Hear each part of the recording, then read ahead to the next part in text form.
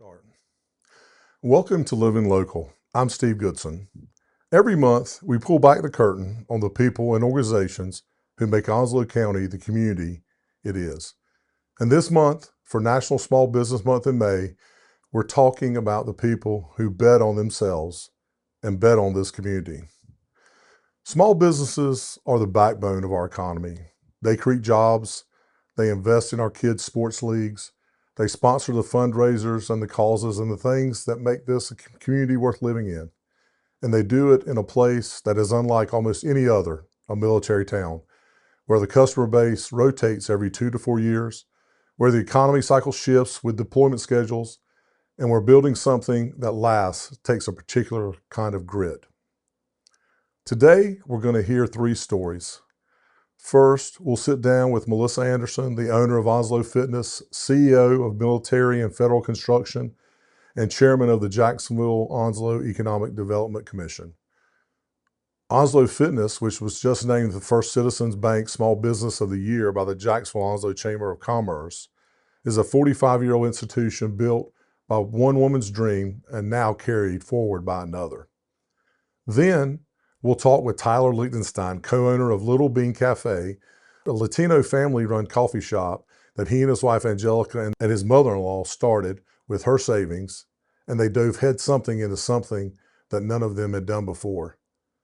They opened up 1 location and then 2. Their story is about what it really means just to go for it.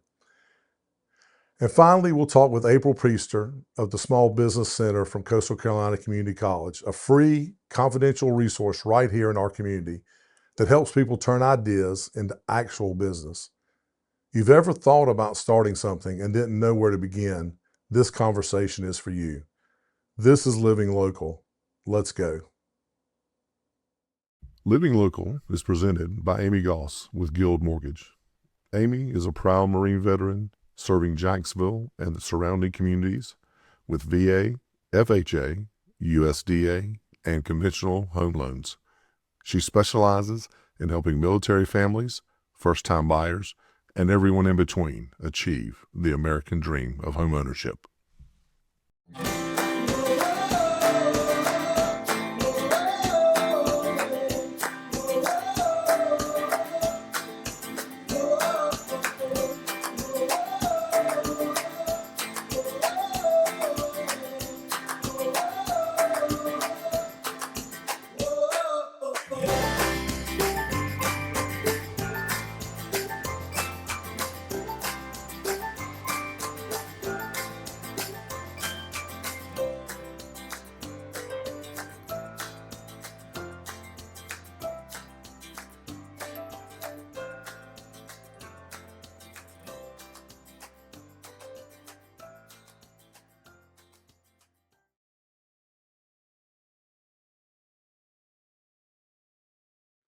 Our first guest today is someone who represents the full picture of what it means to invest in this community.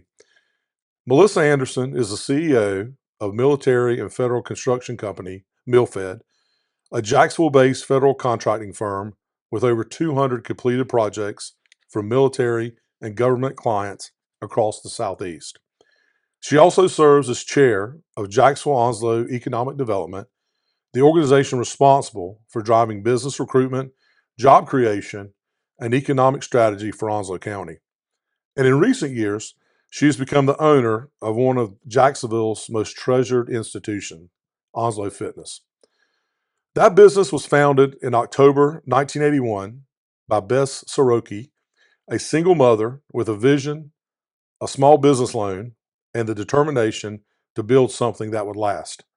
And she did just that. When Beth was ready to step back, she sold the business to Melissa and trusted her to carry that legacy forward. This year, the Jacksonville-Onslow Chamber of Commerce honored that legacy by naming Onslow Fitness the first Citizens Bank Small Business of the Year. Melissa, welcome. Thank you. First of all, congratulations. Thank you. Big honor, and that's awesome. So we're just gonna hop right in. So what was going through your mind? You obviously were nominated by someone. The business was nominated, and you found out the ceremony was actually last week, I think. Yes. But you found out obviously before that. So tell me what was going on in your mind when you found out that Onslow Fitness had won the award of Small Business of the Year. Well, I did not know we were nominated, number So one. total So surprise. complete surprise. And I was actually at the gym, and I usually don't answer the phone there, but at this particular moment, it's just so odd how this happened. Things were going on, and I had to grab that phone, and it was Lorette on the phone. From the chamber, yeah. And she informed me of the award, and I was so excited. And everybody there's, what's going on? What's going on? And I said, we just got Small Business of the Year award. And I was really excited about that. Again, not knowing that we were nominated, I didn't know what all Yeah. that meant, but it just had just a flood of emotions. We are such in our office, in our gym, everybody just rallies around Yeah. everybody, and we're all high-fiving each other and walking around, and And you would have thought we won the lottery. and we're going to talk because that leads a lot into some questions I have, and it goes back to culture. So before we get into your story, I want to make sure we honor where it all started. Absolutely. Onslow Fitness was founded by Beth, single mom. She had a dream, business loan, and the determination to make it happen. She built that over 40 years. What do you want people to understand about what Beth created before we talk about where Onslow Fitness is today? Beth and I are so similar because in military and federal, our stories parallel. I was a single mother. I started with a loan, an equity loan in my home, and we both. Nothing like putting your home, Oh my gosh! your home on the And line. being a single mom of 4 children, Yep. with really no money in the bank, and all I had was an equity line. I had a vision, and I knew I was going to accomplish it. And honestly, I didn't have Plan B. I don't know what I was thinking way back then, but that was 24 years ago. Yeah. So Beth started way before I did. Beth and I aligned from the very beginning, and we do to this day. And I still call her like I need help. Yeah. But when she came to me and talked about wanting to sell the business, and she had other buyers, I think we saw that in each other. Yeah. We saw that struggle, and how you don't want to let something you've worked for just go to big box, big corporate. Yeah. You know where I know where you're coming from. You know where I'm coming from. And she really had a lot um, of lifetime members. And I mean, I was a lifetime I member. think my mom is a lifetime member as a matter I of fact. signed up in the 1980s as well, Yeah. not knowing I was in my 20s, not knowing that I would one day own it. Yeah. So there's just it's seeing what she's done and being a woman in the fitness industry. And back then it was men's hours, women's hours. I could only imagine what she went through. I know what I went Yeah. through navigating construction, a woman in a man's world. I can't imagine what she went through. That's a great parallel. That's a great parallel. Yes. So let's talk about what Onslow Fitness is today and what you guys have done, because I think a lot of people, they drive past Henderson Drive and they may not fully know what's inside. So walk us through the facility and tell me what people are walking into when they walk into Onslow Fitness. Well, the first thing when you walk in, you're going to see a friendly face, That's right? awesome. That's the first thing you're going to see. We have childcare that's really just a room where you've got adult supervision. You know, it's small, but it's free Yeah. childcare. And a lot of times that's a barrier for a lot of folks, It is. especially if maybe a mother is staying home with their kids and the Mhm. husband might be working. The only time she might be able to work out because there may be stuff going on at night is during the day. Yeah. So that's a very And she important wants feature. somewhere she can trust Yeah, and go to. exactly. Yeah, So, you know, that's huge for us. yeah, And we have people coming from other gyms that they focus on that childcare yeah. because it means a lot to them. But then we've got our swimming pool, and of course we had talked about it. It's a saltwater Saltwater pool. pool. It's the only saltwater pool anywhere around. We keep it at 87 degrees. Perfect. It's everybody loves it. We've got the saunas there. We've got our The steam the rooms, wet and dry side. wet and Dry. dry, Yeah. side by side, which I absolutely love. We have a fit attic upstairs that gives you a more personal feel if you don't want to be out and working out. Some people they got to work into Yeah. their own. Have that upstairs. We have a big group fitness room. We have our workout area, our treadmills, our bikes. We have an outdoor. If you start, Yeah. you can do some tire flipping and some rope climbing. Yeah. Wow. So you've got it all. We've got it all. Whatever someone's looking for in a fitness facility, including free childcare, you guys can offer it. Yes. That's Yes. fantastic. So you built business. We talked about federal construction, also in trucking, Yes. and now in the fitness and wellness industry. Three very different Mhm. industries. Mhm. What is the business philosophy that travels with you across all of them? And regardless of what industry, something that doesn't change or things that don't change regardless of what businesses you're running.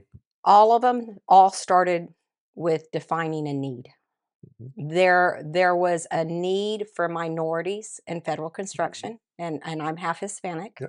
There was a need in trucking for minorities. DOT says you have to spend so much with a minority, you have to spend so much with a woman.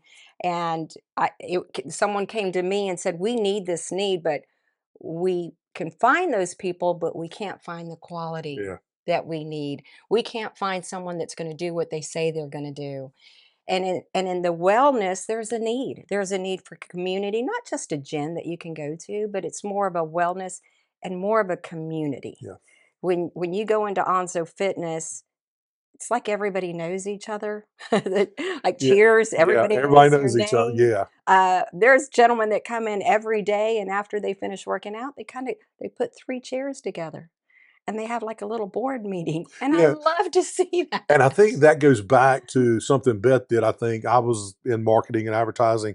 Something she did, a stroke of genius, was doing that lifetime membership. Yes. Because I don't know that a lot of gyms offer that, but that lifetime membership, you pay, yeah, it may be more than what you might pay monthly, it may, or however it works, but you're creating something different by doing that lifetime Yes. membership. Because like you said, you've got folks that have probably been coming there like you, and like I'm you. 30 years later Yeah. coming there. Yeah, Yes. so I think, but now something else that I learned when I was researching, and I actually talked to a couple folks.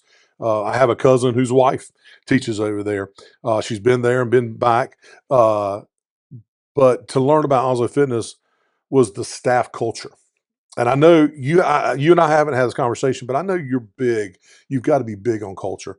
So you have people who have worked there for decades. And like I said, my cousin's wife left and come out. You have Mhm. people that leave and come Mhm. back, and that's unusual in the fitness industry. So, what is it about your place that creates that kind of loyalty? Home away from home. Yeah, They're coming back because that is their home. It's the same thing with members. They might leave, but then they come back because it is a community gym. yeah, It's not going and work out, it's going and there's a lot of social aspect to yeah. it as well. I was standing at the front desk the other day and someone came in and said, "Hey, we haven't seen Joe in 2 days. Can somebody call and do a well check on him?" That's awesome. And I'm like, "Oh, wow, it is truly a community feel where everybody gets to and Yeah, everybody's kind of looking out for yeah, each other." So it's in the employees as yeah. well. I've got Brenda that's been there 16 years, Jamie that's in charge of the group fitness. When her husband deploys away, he comes back, she comes right back. So we've got a lot of long-term employees. You keep saying in community, but I would think it's family. It's like a It family. is a Yeah, a family. family as well. It is, and Yeah, it's a second home. yeah, It really is. So where you're going there to work out, but you're going there because you're comfortable. yeah. And And a lot of depending on what stage in life you are in your fitness journey, your living journey, you got to be comfortable. yes, You don't want to feel like when you go in the gym, everybody's watching you, or you got to feel a sense of comfort. absolutely. Yeah, And you feel that when you come there. yeah, And that's it's nice to see that happening. yeah, Someone's comfortable in their own skin. There's no judgment. You know, it's just a very comfortable feeling, just like you're at home. yeah. That's great. So I want to talk to you though about something. I think I don't know, haven't had this conversation with you, but I can just tell by just just things that have been done. And I think it defines you as a leader, and that's your philosophy about giving back. Whether it's through the work you do with Joe Ed, the way MillFed operates, or the way Onslow Fitness shows up in this community, and you guys show up. You support everything. Jacksonville Ospreys baseball. You're their official Mhm. gym. Soccer associations, youth organizations, Fellowship of Christian Athletes. I can go on Angel Tree for foster children, Ainsley's Angels. But there's a clear pattern. Mhm. Business success and community investment go hand in hand for you. Where does that philosophy come from? It's about quality of life. Living in Onslow County, in Jacksonville, I have had employees come from all over the states. And what I want to build here and why they stay here is for quality of life. Yeah. And with military and federal and the trucking, it's like, what is there to do here? And it's same thing with Onso Fitness. We build community events. We're going out to Ainsley Angels. We have community events. It's not only members that can come to our events. We open it to the public. Public, Like yeah. we're going to have the Murph Challenge Yeah, come up. yeah. It's open to the public. You don't have to be a member. You don't have to get there and sign up and we have to give you a tour. Come on in. Do this challenge That's with us. awesome. That's Yes. awesome. That's awesome. Yes. It's So just creating that quality of life community environment, and that ties a lot back in, obviously, to your involvement with Joe Ed and economic development, and we'll talk about that in a second. I want to hit back on the taking over Onslow Fitness. So obviously, great career, MillFed, developing that. But when Beth came to you, what made you say yes? well, she had some other buyers. And with the lifetime memberships, Yeah. it's hard if you have a new owner come in that's saying, okay, you're not going to have recurring revenue from this group of people. Yeah. For me, it was no problem because I already understood the community. Yeah. I understood what it was to give back. And I'm like, I wouldn't have it any other way. Um, so with her coming to me, it was just a no-brainer. It was That's great. it was the same philosophy, the same passion, um, building our businesses the same way and wanting to keep that going. Yeah. It's she still has it, I still have Well, I it. think, and I think all script. I think what is very telling, and you know, don't, and I'm sure you realize it. You probably don't think about it, but that was like Beth's baby, Yes. and she Yes. entrusted it to you. Yes. And I know you don't take that for granted. That I mean, even though obviously you had to buy it, Right. but that it was, she approached you. She saw you talking about the parallels women in certain business, industries and stuff like that. But she saw something in you that she trusted her baby I to you. We've spoke about that, Yeah, and she saw herself in me, that's awesome. and I saw the same thing with her.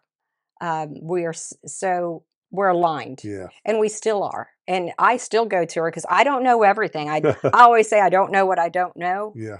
Being in construction and trucking and moving to this industry, it's like, Beth, I need you to check me here. How did you do this again? What's the best way to do this? And how would you handle that situation? And she's on it. Yeah. She keeps me up and lifted. That's incredible. So here's what I love about this story, this business story. It's actually two stories in one.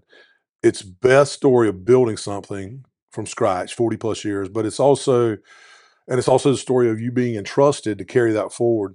So when you got that award last week, and we talked off camera, you don't like getting, not a lot of people do like getting up in front of people and accepting stuff.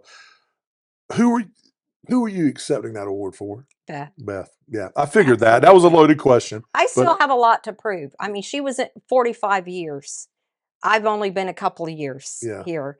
And so I'm still carrying that load of I am not going to let Beth down. I'm not going to do it. That's And I awesome. think even the employees there, that are still there, Beth is always there with us. Her philosophy and Yeah.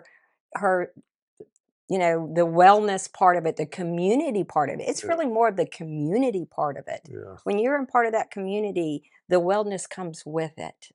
You're not just sitting there, sitting down talking like we are. We're on the bike together, Yeah. We're working Yeah. together. We're in the That's swimming pool awesome. together. Yeah. So this episode is making the case for why supporting local business in our community matters, not just as a feel-good sentiment, but as an economic reality. You see both sides of it as a business owner, chairman of Joe Ed. What would you tell someone in this community about the real impact of choosing Onslow Fitness over one of those national chains of gyms? You'll see Onzo Fitness giving back to the community in so many different events where we're not there setting up a table, getting your name and number to draw you in as a membership. Just to shoot you a text to Yeah, try to get you to sign up no, with $1 sign-up special or that's not whatever. what you're going to see us do. Yeah, You're going to see us being cheerleaders. yeah, Being cheerleaders at Ainsley Angels, being having a trunk or treat out in our parking lot to bring the community in. We're not taking your name and number. We're not having a sign up sheet so we can call you and send you text message to be members. It's really to bring the community together. Yes, our members go, but there's so many outsiders. We sponsor military wives and have dinner and snacks and champagne for them. They don't have to be members. They don't have to pay for that event. It's our way of giving back. And it's not just me. It's the employees that are already there. It is a culture. I yeah, walked into the culture, and I just want to keep the culture that's yeah. already there. So that's a great segue to the last question. So what's next for Onslow Fitness? What are you most excited about? Keeping quality of life, Yeah. community together, moving it forward. And, you see, we've got different ages. These lifetime Oh members are yeah. my age, so I'm not going to say how old we all are. But seeing the younger generation coming in and seeing that sense of community in them and seeing them get involved, um, we're gonna keep paying it forward. We're gonna continue to have those community events, and we're gonna keep opening to the public and just keep paying it forward. There's That's there's nothing that's going to change in the way we invite people in, community in. We're just going to continue that that's legacy. that's awesome. So a legacy in our community, a fitness center that has outlasted hurricanes, Mm. a pandemic, and every national chain that rolled into Jacksonville thinking they could take the market. A community caring business that touches youth sports, foster children, athletes of every ability, numerous things. And a leader who, on top of all that, is actively working to shape what this community looks like economically for the next generation. That's not one story, that's several. And they all run through Jacksonville, North Carolina, and Onslow County. Melissa, thank you for being on Thank you. Living Local. It was Thank you. great. I Thank you. appreciate it. Up next, a family that moved back home, drained their savings, quit their jobs, and opened up a coffee shop, Mm. and somehow ended up with two. Little Bean Cafe is next on Living Local. Stay tuned.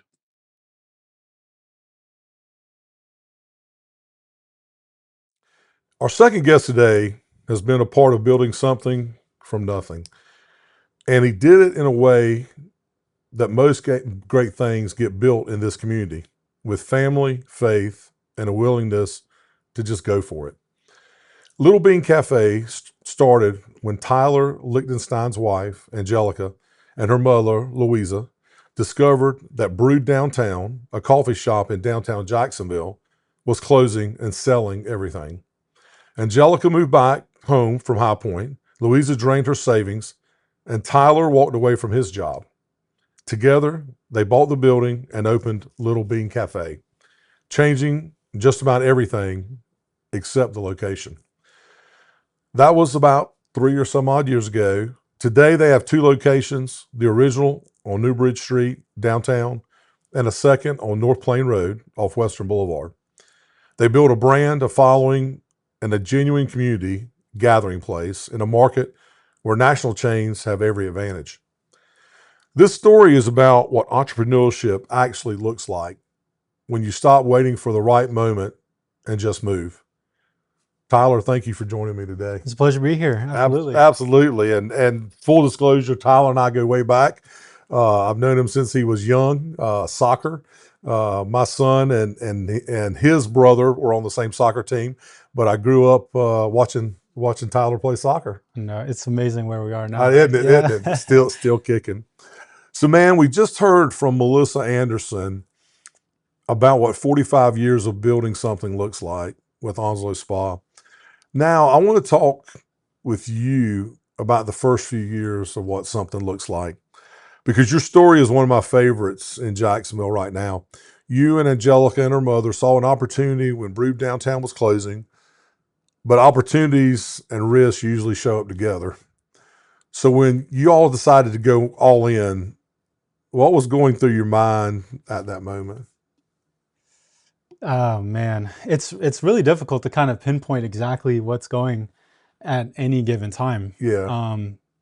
Because I guess a little bit of my own story, like I think we talked a little bit just before. I was in New York at this time, Yeah. and I had met Angelica through my sister, and then I moved down here to be closer to family. And throughout that time, I was working at Fit for Life in Richlands, and I've always been someone I think that has kind of been wanting to be my own boss. After meeting Angelica, like a lot of my life changed. I just wanted to come back to be with family, be closer to her, and then I was really heavily into fitness at this point. So in the mindset of trying to be my own boss, I was like, well, I could be a personal trainer. I've been in athletics my whole life. I could maybe help people kind of achieve something different. And working in a gym and being passionate about fitness are two different things. And I learned that very quickly on. And kind of like you said, when this opportunity came up, for me, it was almost like a no-brainer. Okay. It was a no-brainer. Now, my passion certainly wasn't coffee. I think at the time, like in the same realm, I love coffee. Like from a consumer standpoint, I could drink 2-3 cups a day and just keep it rolling. It's really Angelica and her mom I would have to give a lot of credit to that wanted to open up a sandwich shop and a coffee shop, Okay. which is really risky, right? I mean, I left a somewhat stable job to kind of just like Yeah. bootstrap it. And I think that was probably the biggest worry for me in the beginning was like, oh man, I'm going all in. So, And so like, yeah, so there was a point when you were like, all right, this is real and this has got to work because I mean, we're all kind of putting in yeah, and pushing all our chips in, right? yeah, I would say the first 2 months were very interesting because I I've always been in like I guess would be with hospitality, right? I like to serve, I like to host, I like to have people over and things like that. But it's different when you're serving a community every single day. And from where I was coming from, I just wanted to be able to put the best thing out on any given day. And going in and not knowing anything, Yeah. I've had to learn a lot. I've had to learn a lot, that's for sure. When you wonder if it's really all worth it, you just have to like kind of let God do a little bit of the work. And Yeah. so I've been letting faith kind of lead the way, but also like just leaning on family as well. Like you said in the beginning, faith, family, and those are the two things that I hope continue to carry us forward because that's ultimately like what we have as a store. So let's talk about that. So you guys walked in and essentially said, we need the building and we like the location and we need the equipment. Everything else you were going to change. What did Little Bean look like in your heads before you opened the doors? Yeah, definitely still evolving. Yeah. I wouldn't even say that we've really hit the nail on the head. Okay. If for many of our regulars or if someone who's watching this has been to our store, from where it was when we began to where it is today, it's gone through 3 remodels. Okay. So we went and remodeled the inside initially and kind of like cleaned it up a little bit and changed some of the equipment, like kind of making it a little bit more modern. We changed then the countertop. So it was different when you came in. And then we needed a new kitchen because we got to a point where it's like we can't keep doing, I guess, the level of business that we were doing on the equipment that we had.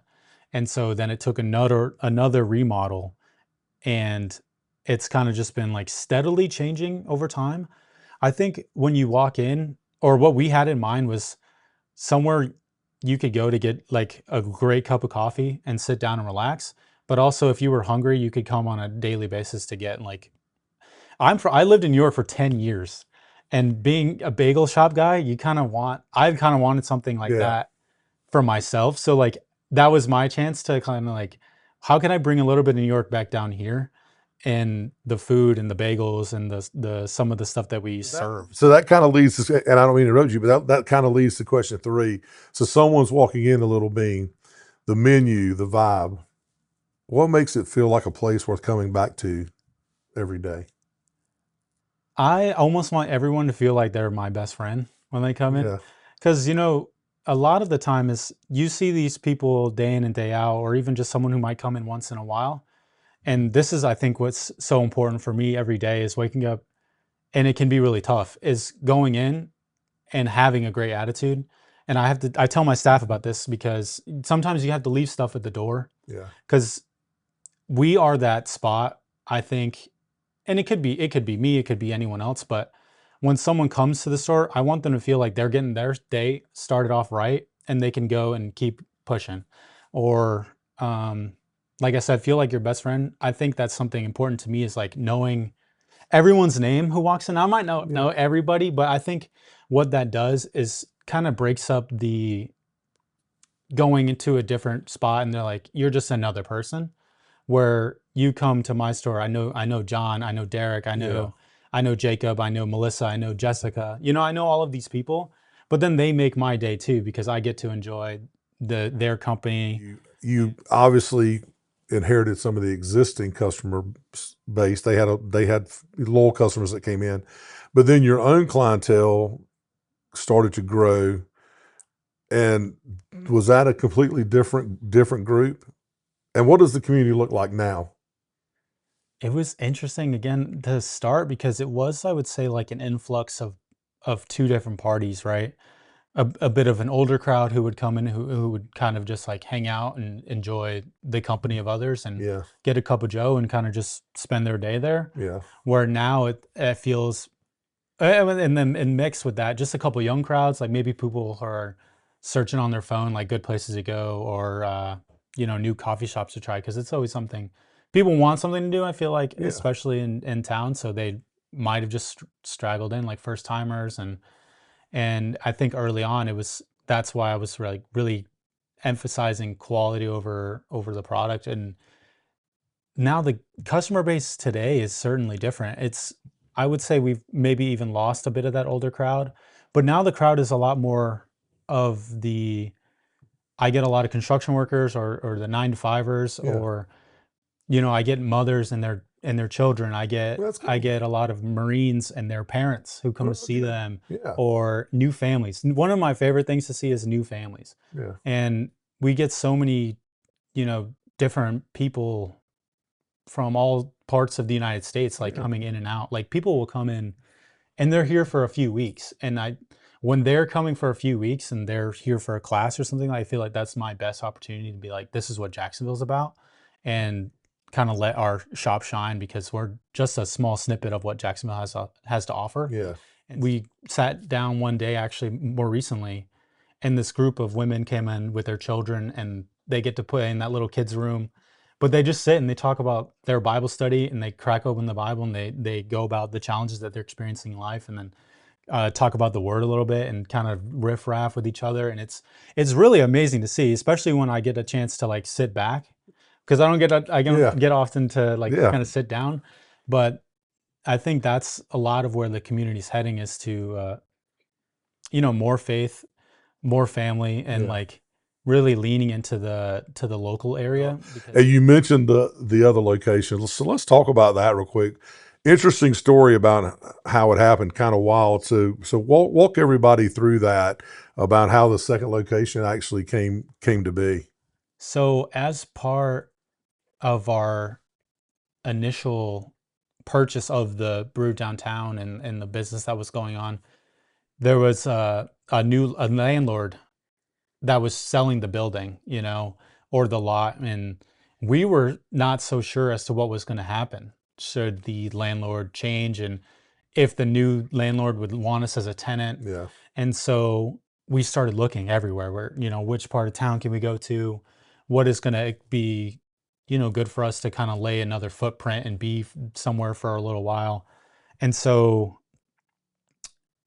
throughout looking, we ended up being at the 101 North Plain Road location. Okay.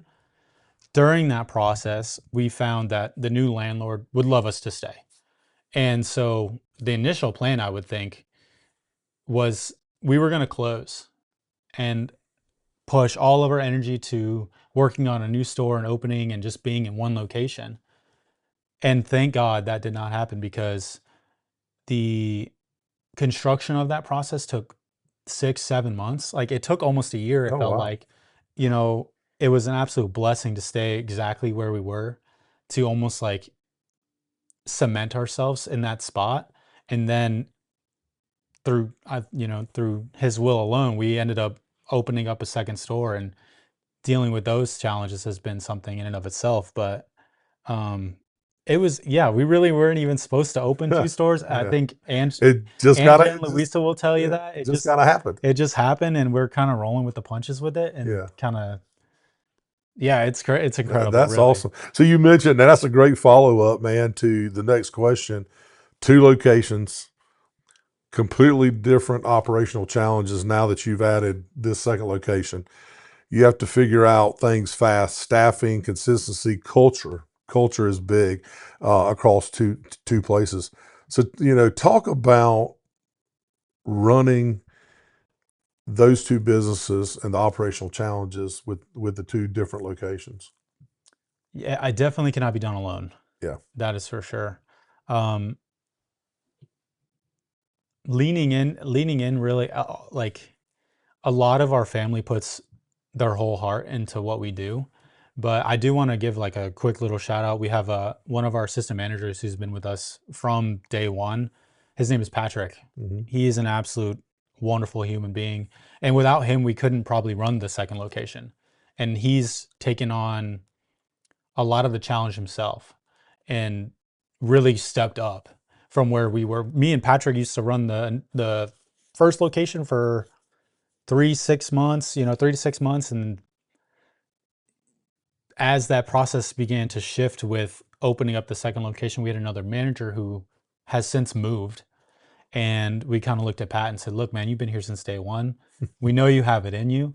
How can we work to best like get you to a point where you feel comfortable running this store on your own? And he does a fantastic job. And so it really comes down to communication. And I think communication is a very difficult skill to earn. Yeah. And it's one that even today, right? We're still really fresh. I think not even 4 years in, we still go through challenges day in and day out, whether it's like, and this stuff kills me because I hate running out of things. Yeah. And even if it's something so small, I should have been better, or we should have been a little bit better or more on top of it. And it's, I think, always room to improve. But from an operational standpoint, we have to communicate every single day. Yeah. As someone who left a career behind and you bet on something completely new, what have you had to wrestle with, you, your wife, your family personally, with this whole small business, starting up this whole small business?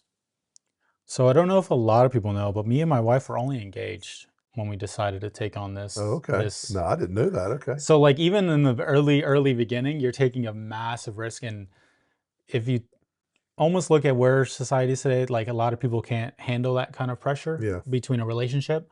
And I think that is a challenge that me and my wife go through, is like really trying to stay as a team, because sometimes like work can be one thing and then we have to turn it off at home. It's like, all right, we're done. We have to take a moment to just like focus on family, because that's, and you've got one. I have a daughter. Okay, one daughter. That's right. And so even starting a family, has been a challenge in and of itself. And part of the day to day, we really lean on Louisa to and my mom to watch our daughter or to watch my nephews, Yeah. so that we can all be at the store. And I think one question that I certainly ask myself a lot of times is like, is this really worth that? Like, am I really doing what I'm supposed to be doing? Yeah. And I think we can ask ourselves that every day, but there's no point in wondering. And I think leaning into like what it is to serve the community is what gives me a passion for it. And my dad was a server, like he served the community. He Yep. was a Marine for 18 Yep. years. Anytime we had a soccer event, barbecue, any which way from Any which Sunday, way. you know, And he's full throwing down on the disclosure grill. again, your dad was one of my really good friends. Yeah, absolute gem. Um, and so I think a lot of it really just comes down to like, is this what I want to do, or is this what I should be doing? And I think like kind of wrestling with that idea of like where where I stand in Yeah. life. And So who's the creative one? Because your monthly coffee specials, they're really smart, creative strategy. So where did all those ideas come from? I mean, oh you man, guys are, I mean, you guys obviously are younger. You get social media. So I'm an advertising marketing guy. You guys do a great job. But where do those ideas come from? oh man, it's not me. It's it's not me. That's I can Okay. wholeheartedly say it. The food is myself and Patrick, but when it comes down to drinks, that is Angelica through and through. Okay. But I think too she really enjoys coffee, so she wants like the coffee to shine through a lot of this too. Yeah. So I think a lot of our own recipes are they can be some flavor heavy, but uh, hopefully, you know, as the people are coming in, they can taste the coffee Yeah. too, Yeah. because I think that's where you lose it with like um, some other national chains. Yeah. Like they're just putting sugar in a cup Yeah. and kind of Yeah. going from Yeah. there. Just kind of And add stuff in but there. she's a wizard. She's got a cauldron and she just does it. That's awesome. But it takes. Big question. What's next for Little Bean? So actually, I just came from what will be our third location, Nice. and we're opening up inside Quartz Plus. The Quartz Plus was bought out, and I think they were looking for a local place to be in, Mm-hmm. and so we worked closely with them for a little while. We came up with a new menu, but we were doing something really like health forward, smoothies, hopefully some bowls, um, coffee, of course, Yeah. matcha, the chais, our classic menu that we have at Lil Bean, and then just a little bit smaller. And then who really knows from there? On a personal level, I would like to see Lil Bean in every part of North Carolina. That's awesome, man. Like Franchise it, man. yeah, no, I've been thinking about it. I don't know where they are, but I would love to see Lil Bean in Richlands, Smalsboro, Sneads Ferry. That's what I would love. I would like to take over a little bit. Hey, man, that is awesome. You start with one, and then who knows, right? Yeah. Tyler, thank you, man. Yeah, it's been a pleasure. This was great. Thank you for having me. I absolutely loved it. So, Little Bean Cafe, good eats, good coffee, and good people. That's not just a tagline. That's exactly what they are. 2 locations, a third to come. A family that bet everything on this community and is winning. And a reminder that some of the best things in Jacksonville were built by people who had no business plan, no safety net, and no guarantee, just a dream and the courage to act on it. You can find Little Bean Cafe downtown at 1000 Newbridge Street and off of Western Boulevard at 101 North Plain Road. Follow them on social media for their monthly coffee specials and Angelica's cauldron of coffee specials. Yeah. Trust me, you'll want to know what's coming next. So, Tyler, again, thank you for joining me, man. And coming up next, we're going to shift gears and talk about the resources that could help the next Little Bean or the next Onslow Fitness get off the ground. April Priester from Coastal Carolina Community College's Small Business Center is up next on Living Local. So stay tuned.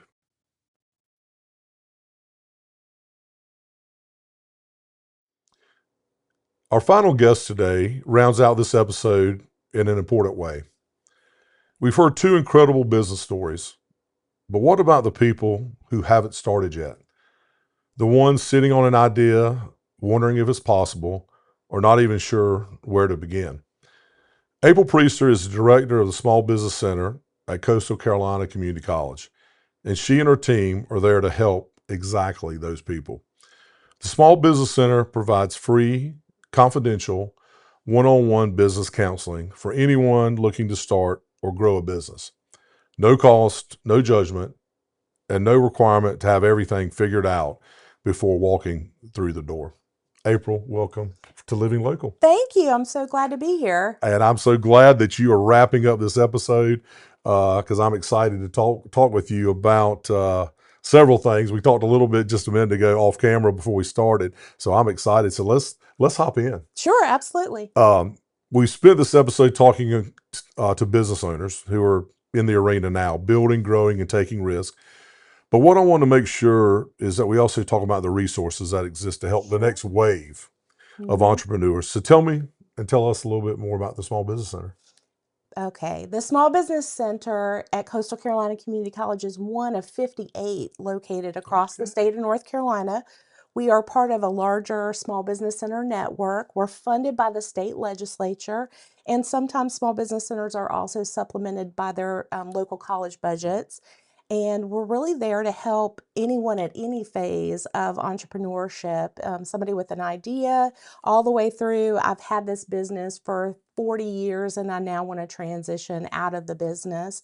And we provide tons of resources and referrals, and primarily one-on-one confidential small business counseling, and then tons of training that we offer on a variety of business-related topics. You guys have robust. I've recently retired, got on your email list, and you guys offer just awesome training on a variety of topics from finance to human resources things. Just awesome. Always seem to be offering something. A lot of it done with you guys. A lot of it done in conjunction sometimes with the Chamber of Commerce and stuff like that. But just a great resource. Yeah, we're really proud of that. We offer more small business training out of Coastal Carolina Community College's Small Business Center than any small business center across the state. And the reason we do that is because we understand that our population is very transient. And we deal with a lot of military folks. And so there's always somebody new moving into the area. And our military folks might be planning to come to a seminar tonight and they could get that call, you've got duty. And so we don't want them to have to wait another 6 months to possibly take advantage of it. We want to have that offering be relatively frequent so that they can attend wherever they need to. That's great. So let's talk about the first conversation and what that looks like. Someone walks in the door, maybe they've got an idea, they might be scared, might not even know what questions to ask. So what is like a first interaction with someone that might be coming in the door? Sure. So for every single person, it's so different. It's so different. Yeah. I mean, I've had people walk in and say, I want to start a business. What kind of business do you want to start? I don't know, but I just can't work for so-and-so anymore. I'm done. That's why the confidentiality part comes in, right? Absolutely. Absolutely. So we will sit down in that case and talk about, what are you passionate about? What are your skills? What gaps do you see that are in the market that you might be able to fill? What could you do to make money? And we'll have those types of conversations. But most of the time I'm trying to figure out, what is the person's background, knowledge, skills, and abilities that they have already, because I don't want to spend a bunch of time telling them about stuff they already know. Talk to them a little bit about my background and experience, and then we kind of walk them through the steps. But most often I'm asking them things like, what are the burning questions that you have, and what do you need to get today to feel like this was a good use of your time? And we always share that you're not limited to just one visit. You can come as frequently as you need to. And for some folks, that really is only one visit. That's all they need. And then for other folks, we might help them for years. It just kind of depends. That's awesome. So in addition to that, sounds like you're a little bit of a life coach too, trying to help folks figure things out. So sometimes it's so very different for every person.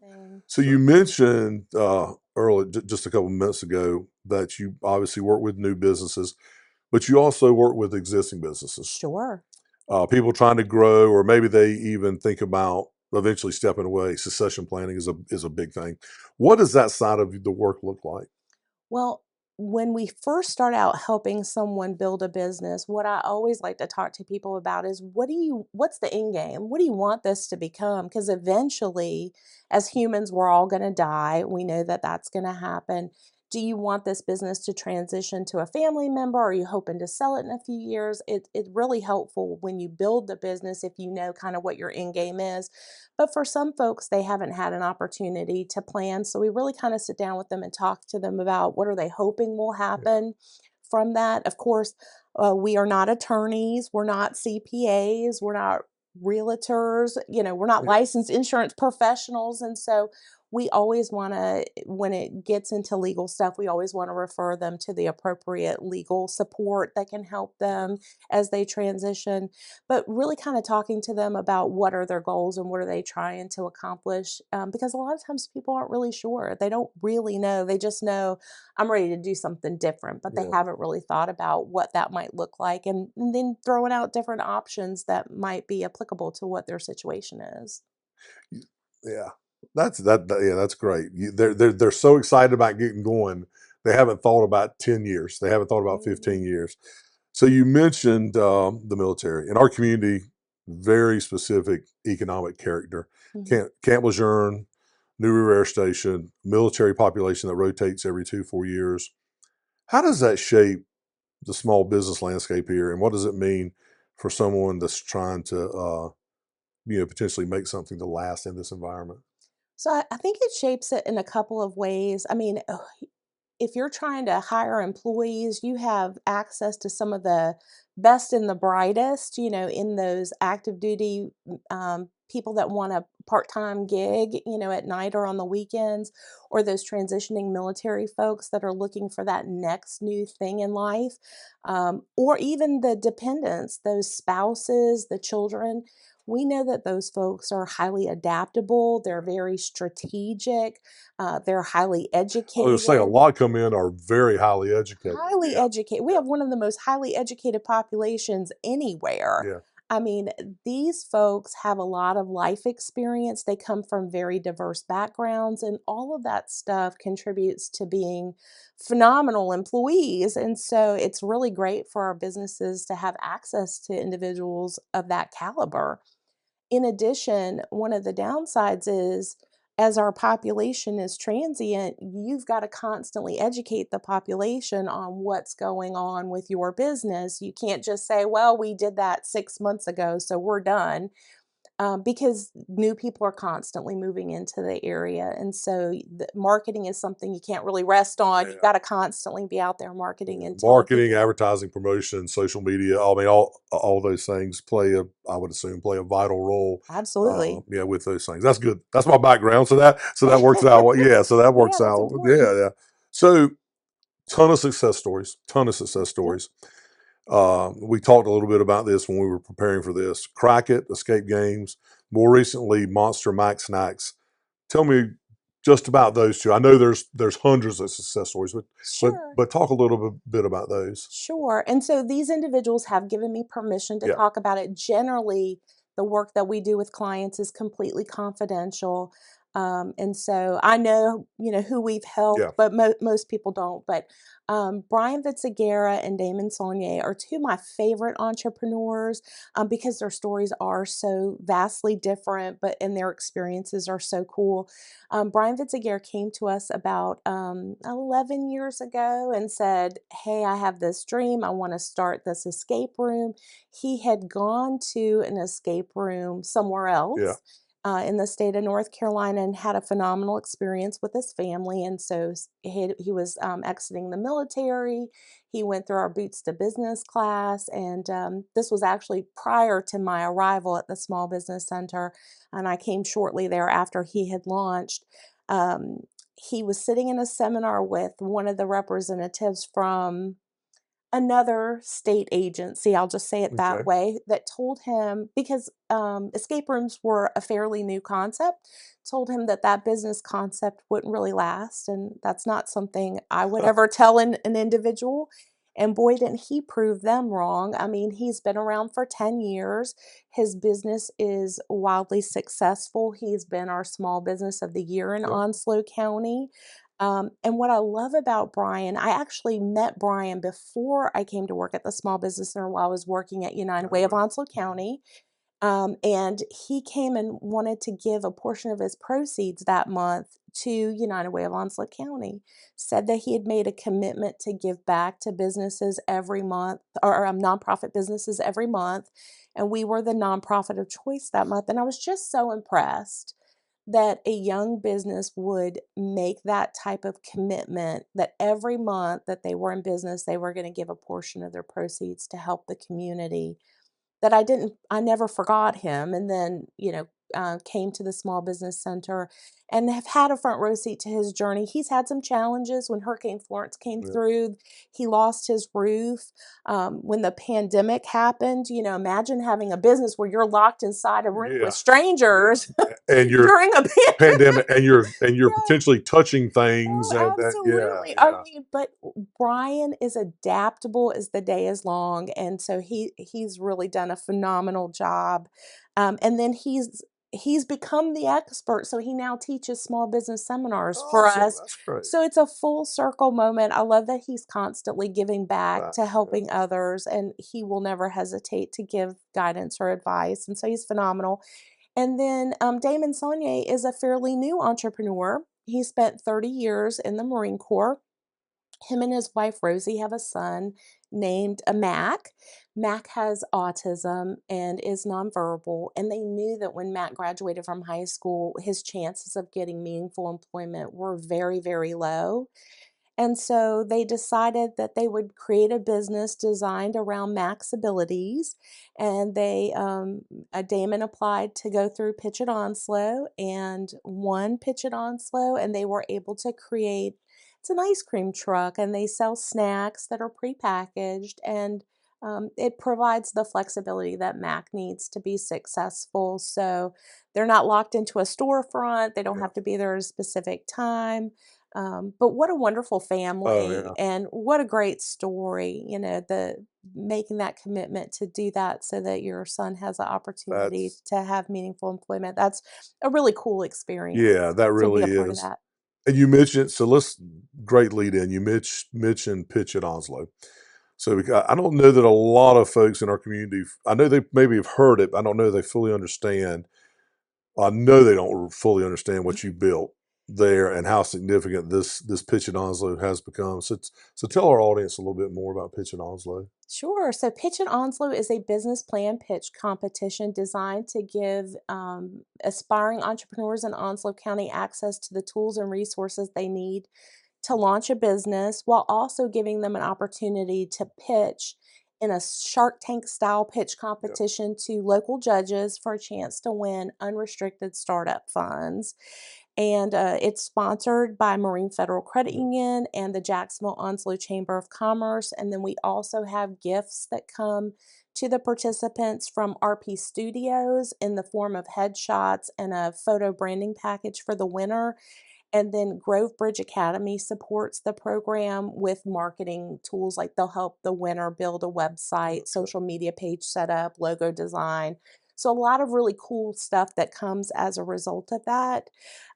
It's a program that we're super proud of at And the when Small Business Center. when did it get started, and how long? So we just wrapped our 5th year Okay. of Pitch at That Onslow. is awesome. That Mhm. is great.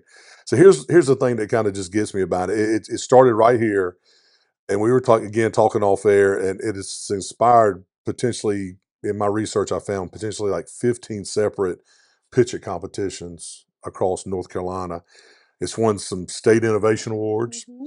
Uh, it's you've assisted, or the program has assisted in Duplin County, Brunswick County. Um, and we were talking on a bigger scale. It led to something pretty cool, and that's the Small Business Center Network Startup Showdown, which is powered by Wells Fargo. Uh, Talk a little bit about that.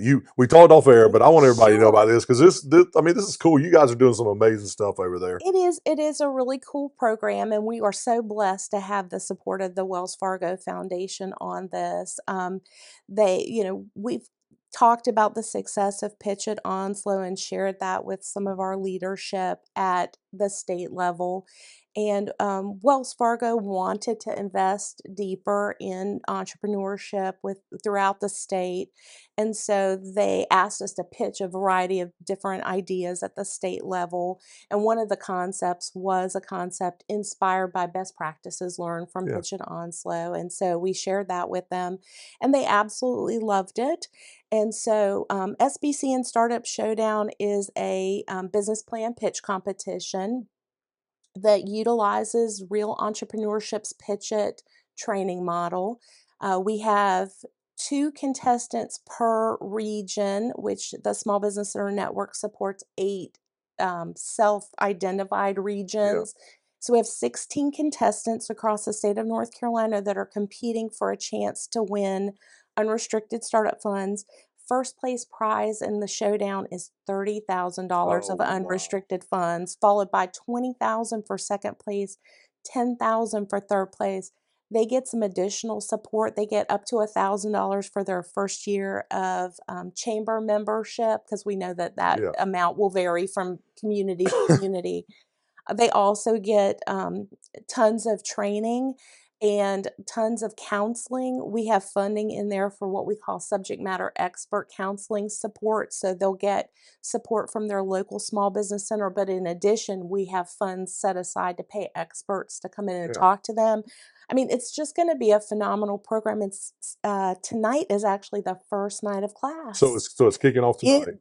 The contestants have all been selected. We have 16 of them, and their first night of class is tonight. And where is it being held virtually? It's or going to be virtually, because Yeah, we've 'cause got got people people all over the state, from the right? west to the east, and everything in between. We've got a variety of business concepts. No 2 concepts are repeated. We got people with products, people with services.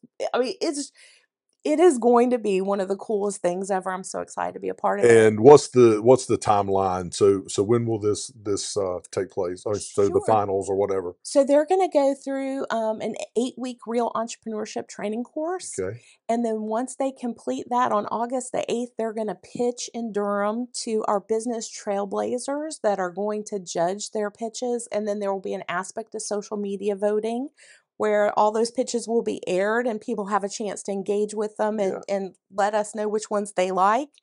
And then we will have an award ceremony in Raleigh on September 17th where they'll get the big checks. So it's Yeah. exciting. The big big check checks. and the big check. The big check. And we confidentiality, but we have someone here locally from Yes, and we actually can talk about him because it is gone out in a press release, and that is Mr. Dan Spangler. He was selected from Onslow County. In our region, he was one of 2 people in our region selected, and Dan is launching a new business called Rince-A-Poo. Ooh. It's a very fun name.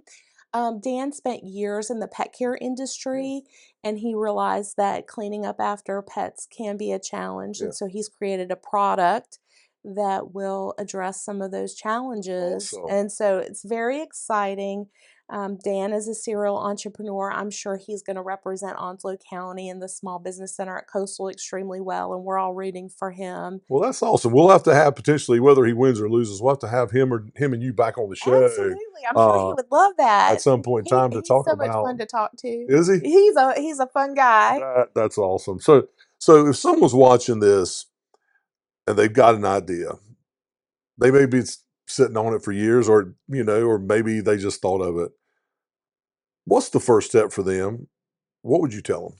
So I would tell them to visit our website. That's at coastalcarolina.edu. And I hope they never change our location on the website. I love to give people the location of how to find us on the website this way, because it is so memorable. Just scroll to the very bottom. When you can't go any lower, really tiny in the right-hand corner, real small, it says Small Business Center. I love sharing that with people. So just click on that button. It takes you to a page that explains all of our services. It gives you a link to our training calendar. It also gives you that link to request counseling. I would have them fill out that form and be as specific as they can be about the type of help they need. We have several business counselors at the Small Business Center, each of us with different experiences and backgrounds. And so we really try to look at what do you need help with and match you up with the right business counselor that can best support you. And then we'll reach out to you and schedule a time for you to come in. That's great. So last question. Okay. And this is personal. What do you love most about this work? You're energetic, you're enthusiastic. Mhm. Can tell you honestly like what you do. Oh You gosh, love what you I do. do. I So what really keeps you do. doing it, and what do you like most? I always tell clients, I'm like, listen, when you are successful, I'm going to need you to call me because this is how I really get paid. I mean, I get a paycheck from Coastal, but the best pay that I get is when people call me and they say, I did it. You know, I got that contract. I was able to, expand my business. They accepted my offer. I got the loan. Those are really the best conversations. I got the grant. Those are always really Those are fun. always a lot Yeah, better than the loans, right? Yeah, yeah. Those yeah, those are fun yeah. conversations. During the R3, when the state of North Carolina did retool, I felt like every day was like I was it was the most fun because I would get the calls like, I got it. It's like the most fun. So that's really the best part is Seeing seeing other other people be people able to succeed. oh gosh, yes. I mean, it's stuff that I'll never get to talk about, but when I drive down the street in Onslow County and look at the storefronts, Yeah, I know, like help them. And it's so much fun just to play a small part in other people's success and to have that opportunity to share, what I've learned and what I know. It's just the best feeling in the world. So I really enjoy helping others. that's awesome. So here's what I want you guys to take away from this conversation. The help is free, Mm. it's confidential, and it's right here. If you have an idea, if you've been thinking about starting something and you don't know where to begin, the Community College's Small Business Center should be your first call. That first conversation could be the one that changes everything. April, thank you so much for Thank joining me you. today. Thank you for what you and your folks do, because it makes a difference every Oh, day my team is the in best. our community. They're so much smarter than me. They're the best. I love being around them. But thank you so much for joining us, and we'll be right back. 3 stories, 3 very different places in the small business journey. A 45-year-old legacy carried forward with pride, a cafe, coffee shop in its infancy that just keeps saying yes to what the community asks for, and a resource that's sitting right here at our community college campus that helps someone with an idea and a dream. What strikes me about all 3 conversations is this. None of them were waiting for the perfect conditions. The original owner of Onslow Fitness opened the facility as a single mother in 1981 with a business loan and a dream. Melissa Anderson said yes to carrying forward something sacred when it was entrusted to her. Angelica Tyler and his mother-in-law packed up their lives and poured their savings into a building and simply went for it. And the Small Business Center, they're sitting ready to help the next person who has an idea and the courage to do something about it. If you take one thing from this episode, let it be this. Our community is built by people who show up. If you've got an idea, go to the Small Business Center. If you're looking for a gym that actually feels like home, go to Onslow Fitness. And if you want a great cup of coffee and some pretty good sandwiches made by people who actually care about this community, go to Lil'BeanCafe. Support local. It matters more than you know. I'm Steve Goodson. Keep learning, keep growing, and keep leading with heart. We'll see you next month on Living Local. Living Local is made possible by Marine veteran Amy Goss with Guild Mortgage. Everyone deserves the American dream. Amy helps you achieve it.